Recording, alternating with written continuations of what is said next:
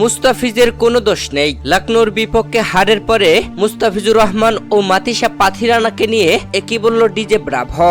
দর্শক, আইপিএল এর 34তম ম্যাচে লখনৌ সুপার জায়ান্টসের বিপক্ষে খেলতে নেমেছিল চেন্নাই সুপার কিংস। আর এই ম্যাচে চেন্নাই আগে ব্যাট করে রবীন্দ্র জাদেজা ও মহেন্দ্র সিং ধোনির দুর্দান্ত ব্যাটিং এ 176 রান সংগ্রহ করেছিল। পুরো 20 ওভার খেলে 6 উইকেট হারিয়ে 177 রান টার্গেট দেয় লখনৌ সুপার জায়ান্টসকে। সেই রানের টার্গেটে ব্যাট করতে নেমে লখনৌ সুপার জায়ান্টসের ওপেনিং জুটি দুর্দান্ত খেলে 15তম ওভারে এসে সেই ওপেনিং জুটি ভেঙে দেন মুস্তাফিজুর রহমান, তুলে নেন প্রথম উইকেট। কুইন্টন ডি কোককে আউট করার পরে আর মাত্র একটি উইকেট তুলতে পেরেছিল চেন্নাই সুপার কিংসের বোলাররা, যে উইকেটটি তুলেছিল মাতিসা পাথিরানা। তবে এই ম্যাচে মাতিসা পাথিরানা একটি ক্যাচ মিস করেছিল, যে সময় কুইন্টন ডি কক 34 রানে ছিল।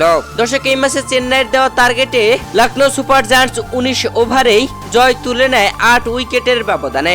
দর্শক, এই ম্যাচে জয়ের পরে অনেকেই কথা বলছেন মুস্তাফিজুর রহমান ও মাতিসা পাথিরানার বোলিং নিয়ে, কেননা এই ম্যাচে এই দুই বোলারই খুব বেশি ভালো বল করতে পারেনি। যেখানে উইকেট তুলে নেবার কথা ছিল পরপর, সেটা আর করতে পারেনি। দর্শক, ম্যাচ হারের পরে আইপিএল এর সংবাদ সম্মেলনে আসেন চেন্নাইয়ের বোলিং কোচ ডিজে ব্রাভো। আর সেখানে তিনি মাতিসা পাথিরানা ও মুস্তাফিজুর রহমানকে নিয়ে কথা বলেছেন। দর্শক, সাংবাদিকদের করা প্রশ্নের জবাবে ডিজে ব্রাভো বলেন, এই ম্যাচে ব্যাটিং এ আমরা যথেষ্ট ছিলাম না, আরো কিছু রানের প্রয়োজন ছিল। বোলিং এ বলবো ভালো করেছে, ফিল্ডিং এ আমাদের বাজে ছিল, বেশ কিছু বাউন্ডারি আমরা আটকাতে পারতাম, একটি ক্যাচও মিস হয়েছে। এই ম্যাচে বোলারদের পারফরমেন্স যথেষ্ট ভালো ছিল।